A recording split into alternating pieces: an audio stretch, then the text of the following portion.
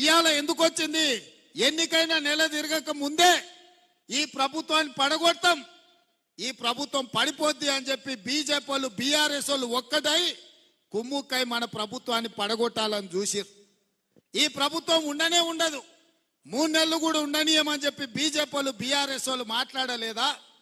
ఇవాళ అక్కడి నుంచి ఈ భూమి మీద బీఆర్ఎస్ ఉండదు, పాతాళానికి పోయిందనే పరిస్థితి వచ్చింది. కాంగ్రెస్ పార్టీ కార్యకర్తలతో పెట్టుకుంటే నీ పార్టీకి పుట్టగతులు ఉండవని నేను ఆయల్లో చెప్పిన. మా కార్యకర్తలు ఉసురు తలిగింది కేసీఆర్, నీకు వాళ్ళ ఉసురు తలిగి దుమ్ము కొట్టుకపోతావు, నీకింక రాజకీయంగా మనుగడ లేదు.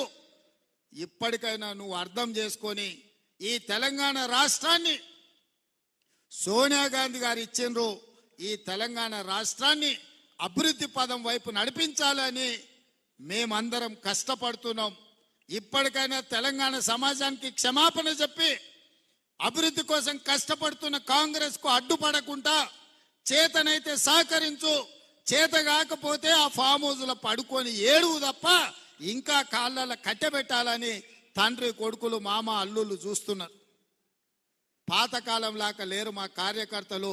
ఎవడైనా ఈ ప్రభుత్వానికి కాళ్ళలో కట్టెబెట్టాలని చూస్తే ఈపులు విమానమూతం అవుతాయని చెప్పి నేను ఈ సందర్భంగా చెప్పదలుచుకున్నా.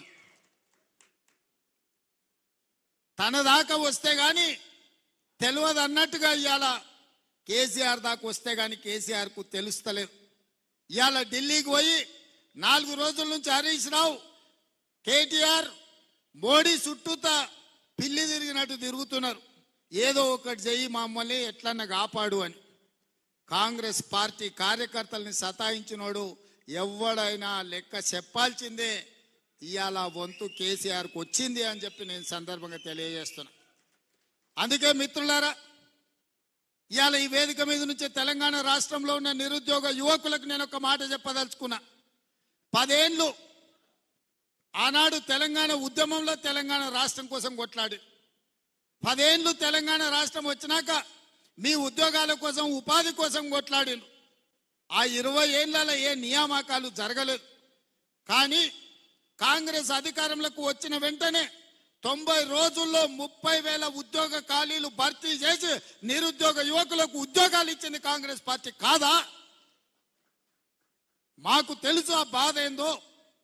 ఉద్యోగాల కోసం పిల్లలు ఎట్లా కష్టపడుతున్నారో తెలుసు కాబట్టి 90 రోజుల్లో 30,000 ఉద్యోగాలు ఇచ్చినాం. ఇదే కాకుండా ప్రభుత్వ ఉద్యోగస్తులకు ఎప్పుడు జీతం వస్తుందో తెలియని పరిస్థితి నుంచి ప్రతి నెల 1వ తారీఖు నాడు ఇవాళ ప్రభుత్వ ఉద్యోగస్తులకు జీతభత్యాలు ఇచ్చే పరిస్థితి కాంగ్రెస్ పార్టీ తీసుకొచ్చింది.